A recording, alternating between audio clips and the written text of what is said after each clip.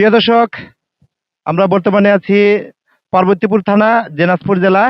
তো আমরা যে ইয়াতে আছি, এই এই এলাকায়, এই এলাকায় আপনারা দেখতে পাচ্ছেন মানে খুব সুন্দর মানে সোনার ফসল যে কৃষক ভাইয়েরা ফলাচ্ছে। ওরা কিন্তু আসলে মাটির থেকে সোনা উৎপাদন করতেছেন আমাদের দেশে। তো ওরা কিন্তু আমাদের দেশের আসলে গর্ব। আমরা এবার মানে কথা বলবো আমাদের যে এই কৃষক ভাইরা আছে ওদের সঙ্গে, মানে ওরার কি কি দাবি সরকারের কাছে আছে এই ব্যাপারে একটু কথা বলবো। ভাই, আপনার নাম?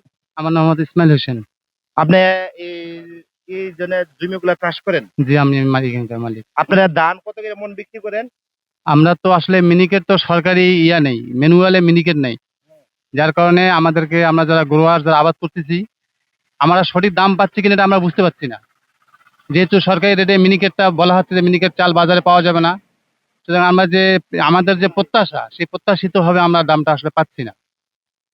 আপনারা ফসল চাষ করতে যতটুক মানে প্রতি কাঠাতে যতটুক মানে টাকা খরচ হচ্ছে, এবং এরপরে যারা কাজ করে ওদেরকে তো মানে একটা বেতন দিতে হচ্ছে, পানি দিতে হচ্ছে, সার দিতে হচ্ছে, এগুলা দেওয়ার পরে আপনাদের প্রতি মানে কাঠাতে মানে কত টাকা লাভ হলে ধরেন আপনাদের মানে এই লাভ হবে, মানে লস হবে না, মানে এবং ধানের প্রতি মন বা পার কেজি কত করে হলে আপনাদের পোষাবে, বা এই ব্যাপারে সরকারের কাছে আপনারা কি কি মনে করেন মানে দাবি জানাচ্ছেন? আমরা দাবি জানাচ্ছি এটা যে আমাদের এখানে 28 কেজিতে মন হয়। 28 কেজিতে মন, আমাদের 1 মন ধান যদি আমরা 1200 টাকায় বিক্রি করতে পারি তাহলে আমাদের যে খরচটা হয়েছে সেই খরচটা থেকে আমাদের কিছুটা লভ্যাংশ আমরা পাবো। তাছাড়া যদি আমরা 1000 টাকাও বেশি তবু আমাদের গায়ে গায়ে চলে যাবে, আমরা লাভটা বেশি করতে পারবো না। এখানে যাদের যে নিজস্ব জমি আছে তারা হয়তো একটু লাভ করতে পারছে, কিন্তু যারা বছর কন্ট্রাক্ট নিয়েছে বা আদি করতেছে তারা কিন্তু লাভবান হতে পারছে না, তাদের লস হয়ে যাচ্ছে। আপনাদের কথা হলো গিয়ে মানে যদি সরকার মানে বর্তমানে যে রেট আছে এর থেকে আপনারা যে একটা দাবি এই রেট অনুযায়ী দিলে আপনাদের মানে সাফল্য হবেন এবং আপনাদের লস হবে না।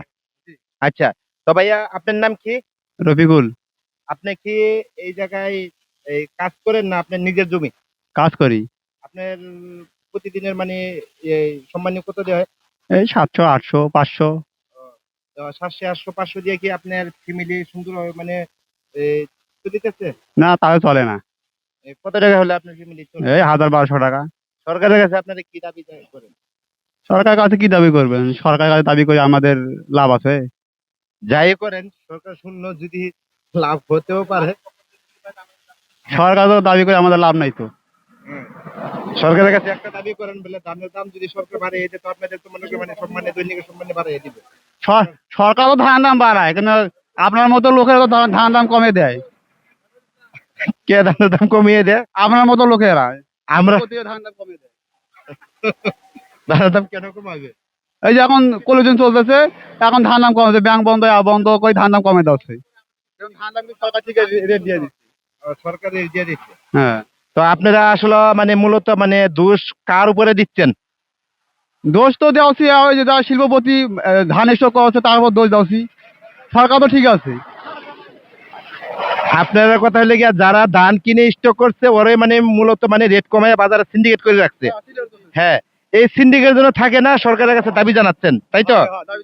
ঠিক আছে। আমরা এখানে সরকারের কোনো দোষ দিচ্ছি না, যারা ধান কিনে রাখে যারা মজুত করে তারা সিন্ডিকেট করে সরকারকে আসলে বেকায়দে ফেলায়, এটা সরকারের কোনো দোষ না, বেকায়দে ফেলতেছে সরকারকে। আপনারা চাচ্ছেন যারা ধান কিনে স্টক করে, হ্যাঁ, ধানের দাম মানে কমাচ্ছে, এই সিন্ডিকেটের উপরে যেন সরকার ব্যবস্থা নেই। ঠিক আছে ভাই, আপনার নাম কি? কিছু বলতে চান সরকারের উদ্দেশ্য? আমার নাম মোহাম্মদ রবিউল হক। আমি একজন দিনমজুর। প্রধান হচ্ছে যদি এদেশে কৃষক বাঁচে তাহলে দেশ বাঁচবে, আর গৃহস্থ বাঁচলে আমরা বাঁচবো। ঠিক আছে, যে পরিমাণ খরচা আমাদের দেশে এই কৃষি ক্ষেত্রে, তাতে আমাদের যে গৃহস্থ ওদের পোষায় না। ওরা যদি ক্ষতিগ্রস্ত হয় তা আমরা ক্ষতিগ্রস্ত হবো। ওই জন্য সরকারের কাছে বিনীত অনুরোধ, হ্যাঁ, যাতে যদি সরকার এই সিন্ডিকেটটা দূর করে, তাহলে এই দেশ থেকে সিন্ডিকেট দূর হয়ে যাবে, সবারই সচ্ছল হবে, সবাই সচ্ছলভাবে চলতে পারবে। আপনি লোকের ধান সরকারি রেটে যে আমাদের 28 কেজি মন, তাতে আমাদের 1100 টাকা মন হয়। আজকে কথা বলতেছি, আজকে আমি 65 মন ধান বিক্রি করছি 910 টাকা। তারপরেও ব্যবসায়িক বলতেছে যে বাকি যে আজকে মধ্যে বৌদ্ধ পূর্ণিমা, ব্যাংক বন্ধ, আগামীকালকে টাকাটা দেবো। আমাদের বেকায়দা আমাকে ধান বিক্রি করতে হবে। এই যে সিন্ডিকেটটা এই সরকারকে দূর করতে হবে, এটা আমার মূলত কথা, অন্য কিছু না। আপনার নাম কি? মোহাম্মদ রবিউল হক। ধন্যবাদ ভাই।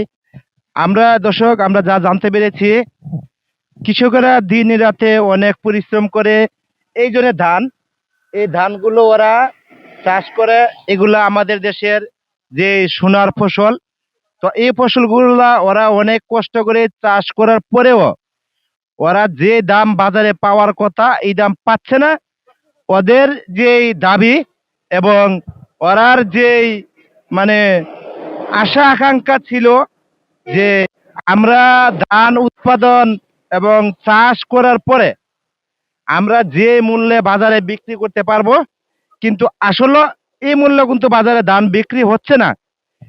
একটা সিন্ডিকেট একটা মানে গ্রুপ আছে, যারা নাকি মানে সিন্ডিকেট করে বাজারে যে ধানের দাম আছে, দামগুলো মানে ওদের হাতে নিয়ন্ত্রণ করে রাখছে। কিন্তু সরকার যা রেট দিচ্ছে এই রেট কিন্তু কৃষকেরা পাচ্ছে না।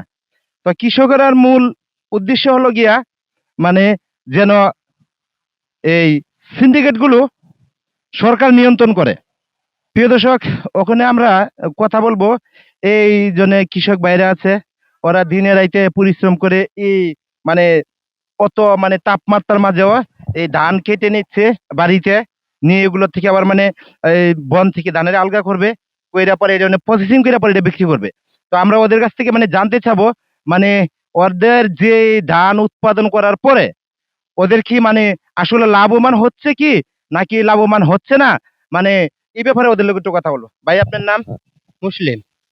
মুসলিম। আপনি কি এই ধান চাষ করে এই আপনার চাষ নিজের করি। জমি? হ্যাঁ, নিজে জমি। প্রতি কাঠাতে আমরা তো হিসেব করি শতকে ১ মন। শতকে এক মণ। ১ মন। ৬০ শতকে আমাদের বিঘা তো। তো ৬০ মন হয়, আবার ৬৫ মনও হয়। তো যেটা আমরা আশা করছিলাম যে বাজারের সেই হিসাবে আমরা পাইছি। ৯০০, ৯৫০, ১০০০ টাকা মন পাইতেছি।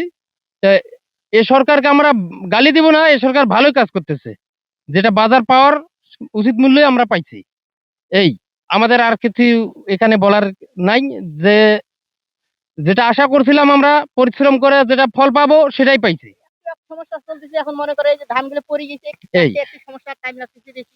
এটা তো ঝড় বৃষ্টির ব্যাপার না। আচ্ছা, আপনারা মানে যত টাকা মনে করেন এই ১ কাঠা বা ১ বিঘা এই জমির উপরে আপনারা খরচ করেন, সার মারেন, এরপরে মনে করেন মানে আবার ওই পানি দেন, এগুলা দিয়ে আপনার কি লাভ হচ্ছে না লস হচ্ছে? লাভ হবে না। আবাদের মধ্যে কোনো লস নাই। আবাদ করলেই লাভ হবেই। কম বেশি লাভ দিচ্ছে। কম আপনারা কি সরকারের কাছে ধানের রেট আরো একটু বেশি চাচ্ছেন?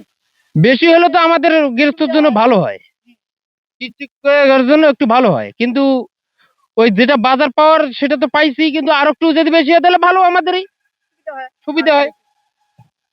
আপনার নাম কি? আমিনুল। আপনি ওই চাষ করেন? হ্যাঁ, আমরাও চাষ করি। আপনার নিজের জমি? নিজের না, আমরা এখন কাজ করতেছি এই অবস্থা। আপনি কত টাকা মানে প্রতিদিনের মানে ইয়াতে রোজগারিটা মানে বেতন যেটা বলে? আমরা এখন দিন হাজিরা চুক্তি কাজ করতেছি। আমাদের দিন মনে করেন এখন ৯০০, ১০০০ টাকা এরকম দিন পরে। ২০,০০০ টাকা হুম। তো আপনার ফ্যামিলি চলে তো এটা দিয়ে? তাই ইনশাল্লাহ চলে। আপনার নাম কি? মোহাম্মদ নয়ন। আপনি কি নিজের জমি না মানে হাজিরা দেন? আমরা হাজিরা দিই। হাজিরা কত করে পান দৈনিক? হাজিরা বলতে ওই আমরা ওই চুক্তি দৈনিক ৮০০, ৯০০, ১০০০। ৮০০-৯০০ হ্যাঁ। তো এইটা দিয়ে আপনাদের মানে মানে ফ্যামিলি চলে? মোটামুটি আল্লাহর রাস্তায় ভালো চলে। সরকারের কাছে আপনারা কি দাবি করেন? দাবি বলতে সরকার আরো কিছু যদি আমাদেরকে একটু সুবিধা দিত তার আরো ভালো আবাদও হতো, আমরাও কিছু পাইতাম কৃষকের কাছ থেকে। ধন্যবাদ ভাই। প্রিয় দর্শক, এই জন্য যারা কৃষক বাইরে আছে ওরা কিন্তু দিনে রাইতে পরিশ্রম করে এই জন্য আপনার ধান চাষ করতেছে, ধান বড় করলো, পরে ধান পেকে গেল, এগুলোরে দিয়ে কিন্তু আবার বাড়িতে নিচ্ছে। ওদের দাবি হলো গিয়া যা দাম বাজারে আছে ঠিক আছে, কিন্তু কথা যদি আর একটু দাম সরকারের থেকে ওদেরকে বাড়িয়ে দিত, তো হয়তো মনে করেন মানে যারা প্রতিদিনের হাজিরা ৭০০ টাকা পাচ্ছে, বা হয়তো ওরা বা ৫০ টাকা বাড়াইয়া ৭৫০ টাকা দিত বা ৮০০ টাকা দিত বা ৯০০ টাকা দিত। মানে এই কৃষকদের যে দাবি মানে প্রত্যেকটা জিনিসের মনে করেন দাম মানে অনেক বেড়েছে। সার থেকে ধরে, সবজির থেকে ধরে, তেল থেকে ধরে, মসলার থেকে ধরে, প্রত্যেকটা পণ্যর, কাপড় থেকে ধরে, মানে প্রত্যেকটা পণ্যের দাম মানে যতটুকু বেড়েছে, কিন্তু কথা ওখানে বর্তমান দেশের ৭০০, ৮০০, ৯০০ টাকা দিয়ে আসলে একটা মানে পরিবার মানে চালানো যায় না, ওরা কষ্ট হয়। তো সরকার যদি আর একটু মানে দাম বাড়াইতো, এটাই সব মানে কৃষকদের দাবি।